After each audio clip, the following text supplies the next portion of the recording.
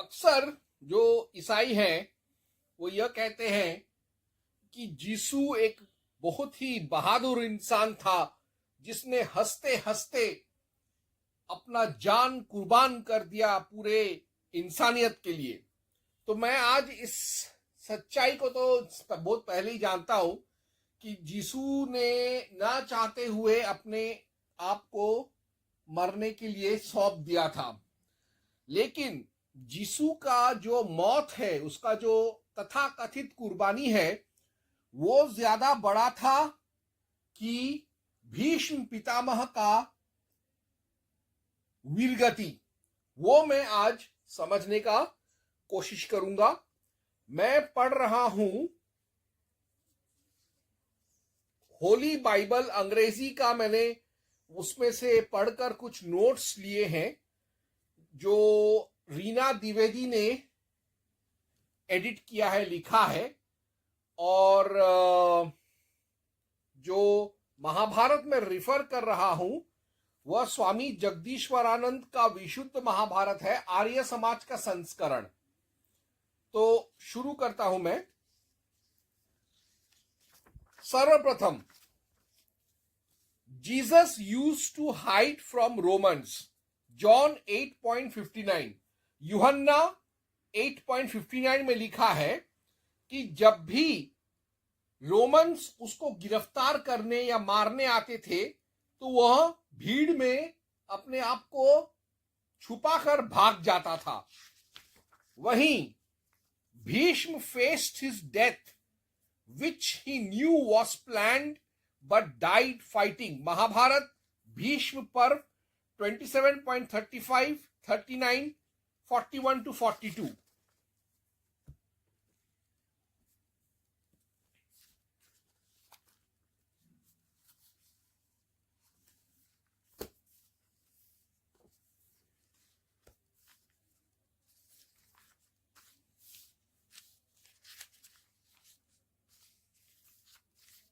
श्लोक ऐसे है। फिर उन्होंने अत्यंत कुपित हो शीघ्रता पूर्वक 100 बाणों द्वारा भीष्म के संपूर्ण अंगों और सभी मर्म स्थानों में आघात किया। 10वें दिन के उस युद्ध में अपने मर्म स्थानों के विदीर्ण होते रहने पर भी भीष्म जी 10 सहस्त्र योद्धाओं को मारकर वहां खड़े हुए थे। इस प्रकार आपके ताऊ भीष्म युद्ध स्थल में अर्जुन के तीखे बाणों से अत्यंत विद्ध हो गए थे। उनका शरीर छिदकर छलनी हो रहा था। वे उसी दशा में, जबकि दिन थोड़ा ही शेष था, आपके पुत्रों के देखते देखते पूर्व दिशा की ओर शीर किए रथ से नीचे गिर पड़े। उनके सारे अंगों में और सारे अंगों उनके अंगों में सब और बाण बिंधे हुए थे, अतः गिरने पर भी उनका धरती से शरीर स्पर्श नहीं हुआ। अर्थात भीष्म को मालूम था कि शिखंडी को ढाल बनाकर अर्जुन उससे लड़ने आ रहा है, लड़ेगा। वो जानता था कि शिखंडी को यह वरदान मिला था कि वह भीष्म की मौत का कारण बनेगा। फिर भी भीष्म ने कौरव सेना का सेनापत्य स्वीकार किया और वह सामने से लड़ा, सबसे लड़ा, अर्जुन और शिखंडी से भी। जहां पर यीशु अपने गिरफ्तारी से डरकर सर झुकाकर इधर उधर भाग रहा है, वही भीष्म 100 साल की उम्र में भी चट्टान की तरह खड़ा होकर एक योद्धा की तरह लड़ते लड़ते वीरगति को प्राप्त हुआ। दूसरा, Jesus was hyper stressed, Luke 22.44। अर्थात लूका 22.44 में आता है कि यीशु को बहुत तनाव हो गया था, जिसकी वजह से उसके पसीने के साथ खून टपक रहा था, जो कि एक बीमारी होता है उन लोगों का जिनको बहुत ज्यादा तनाव या भय हो जाने से पसीने के साथ खून निकलता था।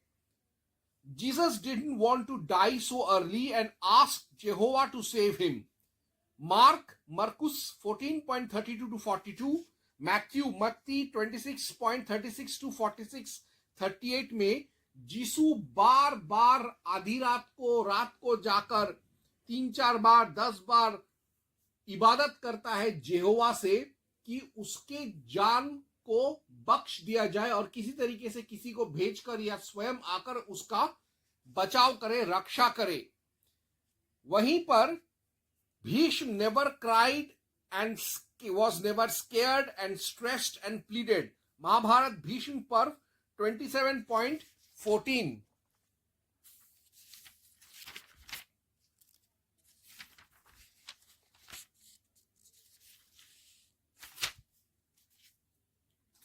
युद्ध विजेता भीष्म, आप मुझ पर इच्छानुसार प्रहार करो या ना करो, परंतु आज आप मेरे हाथ से जीवित नहीं छूटोगे, अतः इस संसार को अच्छी प्रकार देख लो। शिखंडिनी ने पहले ही कह दिया था कि वो और अर्जुन मिलकर भीष्म को उस दिन खत्म करेंगे।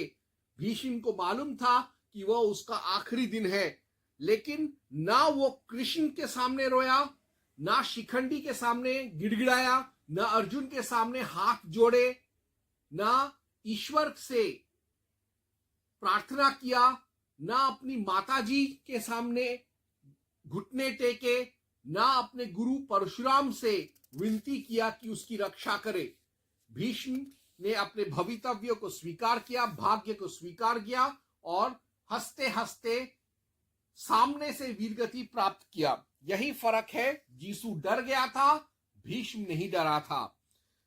तीसरा, Jisshu cried in his last minute. मत्ती 26.46, मार्क 15.34, लूक 23.34। जीसू अंत में मरने के समय कहता है, हे खुदा, इन लोगों को सजा मत देना, इन लोगों को मालूम नहीं है कि मुझे मारकर इन लोगों ने क्या किया है। और फिर वो कहता है, इलाई इलाई सबक्तजानी, यानी ओ मेरे खुदा, ओ मेरे अब्बा, तुमने मुझे क्यों छोड़ दिया। वो मरने से पहले भी रो रहा था और मरने के समय भी वो आंसू बहाते बहाते गया कि वो क्यों मर रहा है, उसको उसके खुदा ने क्यों मरने दिया। वहीं Bhishma was proud of his death. Mahabharata Bhishma Parva 28.13। उसके ठीक उलट भीष्म जो था, वो उसको अपने वीरगति पर नाज था, गर्व था कि उसको ऐसा विचित्र और अनोखा मृत्यु मिला है। महाबाहो, अपने धर्म में स्थित रहने वाले क्षत्रियों को युद्ध स्थल में इस प्रकार शरशैया पर शयन करना चाहिए। वो अपने मृत्यु को एक मिसाल बनाना चाहता था। उसका यह कहना था कि क्षत्रियों को इसी तरीके से मरना चाहिए जैसे वह मर रहा है। यही फर्क है जीसू के भीरू मन और भीष्म के वीर मन और आत्मा के बीच में। अब कुछ लोग ये कहेंगे कि जीसू को कई सारे यातनाएं सहने पड़े थे। तो अगर हम जीसू का यातनाओं को अगर हम देखें और उसकी यदि तुलना करें हम कि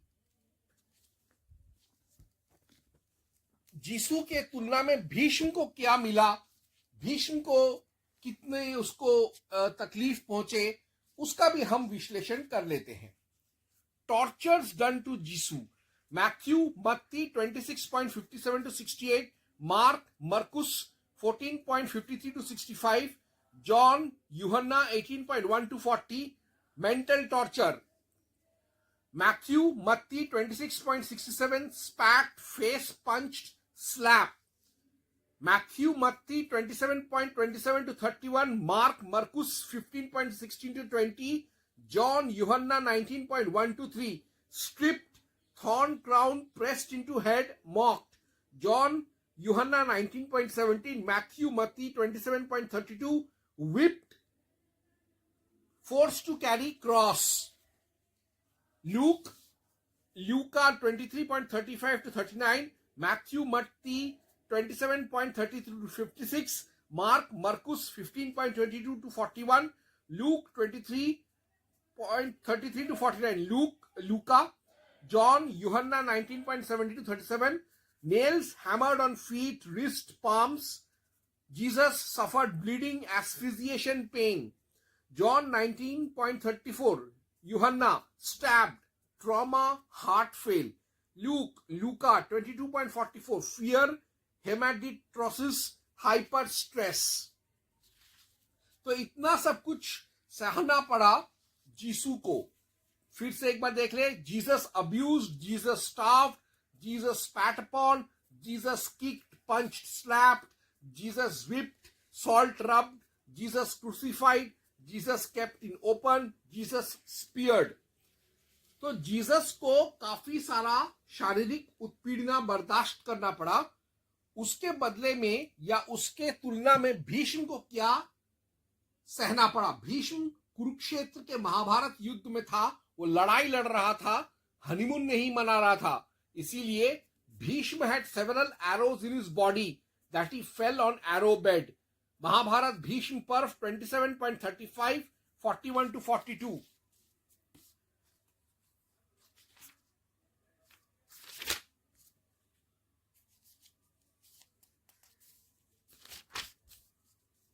याद रखना चाहिए मुझे.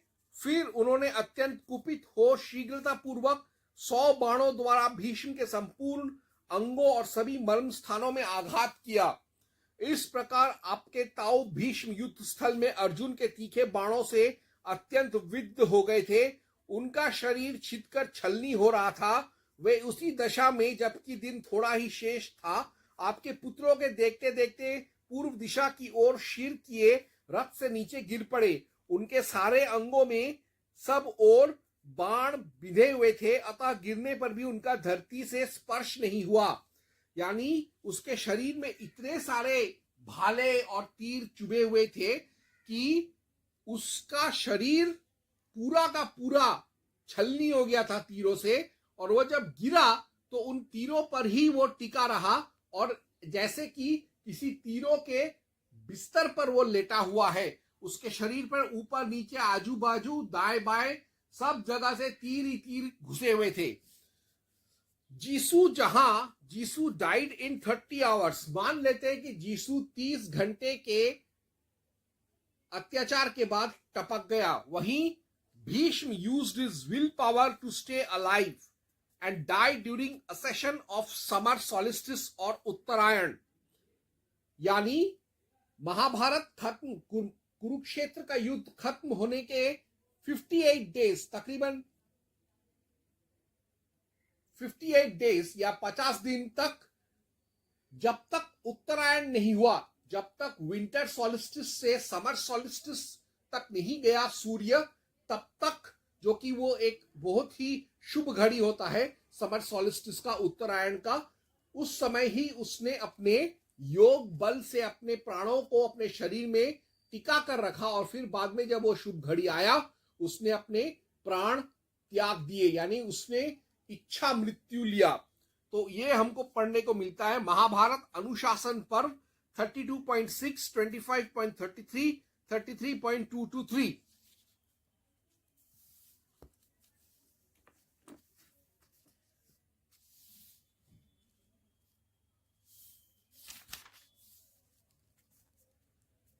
वे यह देखकर कि सूर्य दक्षिणायन से निवृत्त होकर उत्तरायण पर आ गया है, याजकों से घिरकर हस्तिनापुर से बाहर निकले. यानी लड़ाई हो चुका है खत्म, पांडव जीत गए हैं, वो राज्य में राज करना भी शुरू कर दिए. तब भी कम से कम 40 दिन तक, 40 से 50 दिन तक महावीर भीष्म जिंदा थे उन्हीं तीर के शैया पर. वो कहते हैं, युधिष्ठिर, इस समय चंद्रमास के अनुसार माघ का महीना प्राप्त हुआ है. इसका यह शुक्ल पक्ष चल रहा है, जिसका एक भाग बीत चुका है और 3 भाग शेष है. श्री कृष्ण वैकुंठ पुरुषोत्तम, अब मुझे जाने की आज्ञा प्रदान कीजिए. आप ही जिनके परमाश्रय हैं, उन पांडवों की सदा रक्षा करना. तत्पश्चात वे मन सहित प्राणवायु को क्रमशः भिन्न भिन्न धारणाओं में स्थापित करने लगे। इस प्रकार यौगिक क्रिया के द्वारा रोके हुए महामना भीष्म जी के प्राण क्रमशः ऊपर चढ़ने लगे। भीष्म जी ने अपने शरीर के सभी द्वारों को बंद करके प्राणों को सब ओर से रोक लिया था। अतः वे उनके मस्तक ब्रह्मरंध्र को भेद कर आकाश में चले गए। ठीक वैसे ही मृत्यु हुआ जैसे स्वामी विवेकानंद का हुआ था। तो कहा जीसू उसने सोचा नहीं, तो वो हमेशा कहता था कि मैं मरने को तैयार हूं, मैं मरने को चाहता हूं। लेकिन जब मौत का घड़ी आया तो वो इधर उधर तितर बितर भागता था, वरना वो बहुत पहले ही गिरफ्तार होके उसको मार दिए थे रोमन्स और ज्यूज। फिर जब वो पकड़ा जाने वाला था, उसको जब गुप्तचरों ने खबर दिया तो वो उससे पहले गित्समादे का बगीचे में, वो बाग में ईश्वर यानी उसके खुदा को वो इबादत कर रहा था कि मुझे बचाओ। फिर बाद में जब उसको सूली पर चढ़ाने लगे तब भी वो रो रहा था। जब उसका कोर्ट कचहरी चल रहा था तब भी वो उल्टी सिल्टी बातें कर रहा था ताकि वो किसी तरीके से मौत से बच जाए। जब उसको सूली पे चढ़ा दिया तो भी वो रो रहा था, रोते रोते ही मर गया। वो रोते रोते पैदा हुआ था, रोते रोते मर गया। लेकिन भीष्म ने ऐसा नहीं किया, उसने वीरगति प्राप्त किया, वो भी इच्छा मृत्यु। और जीसू जहां मरने से पहले इलाई इलाई सबक तचानी बोल के मर गया और सिर्फ इतना बोला कि ऐ मेरे खुदा, ऐ मेरे अब्बा, इन लोगों को माफ करो, उनको पता नहीं कि उन्होंने क्या किया है।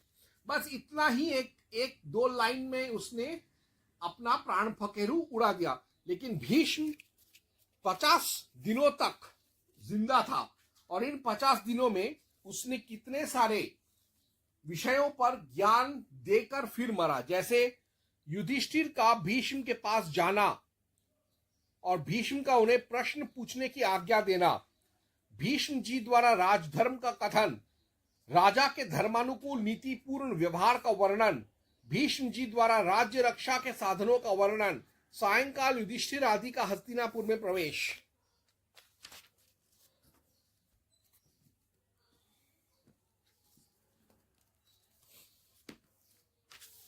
भीष्म जी द्वारा श्रेय मार्ग का निर्देश, युधिष्ठिर की सांत्वनार्थ भीष्म द्वारा गौतमी ब्राह्मणी के उपाख्यान का वर्णन,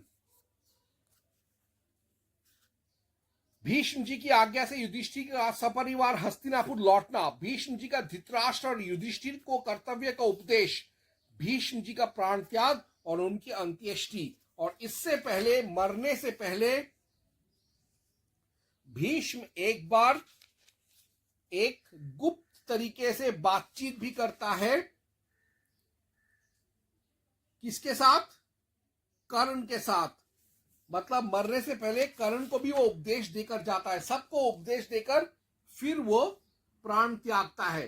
तो इसी से पता चलता है कि हमारे भारत का आर्य पुत्र भीष्म पितामह उस विदेशी जीसू बिजुका से बहुत ज्यादा बड़ा वीर था, बलिदानी था और असली मायने में मृत्युंजय वही था। ओम हनुमते नमः।